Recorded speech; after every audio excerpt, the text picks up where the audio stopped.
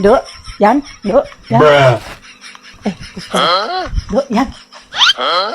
Arek ta Gusti Allah, wis paketan gombalan meneh. Kowe ngerti apa ora iki bajumu sak lemari kok ya tuku wae.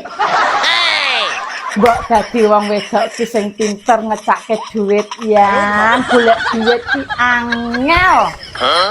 Lah jare sapa Bu golek dhuwit ki kepenak, dari mlumah entuk dhuwit. Ya aku kan tuku-tuku koyo ngene iki juga ngerti keadaan kondisinya keuangan bojoku. Nani? Akuan pula sing golek dhuwit juga enggak tau protes. Ya, tenan. Gari bengkok gegere powel sikile gari tugele. Duwe wong wedok ora pinter ngatur keuangan, isone wani wangsulan, raluhek tenan. Betul kok.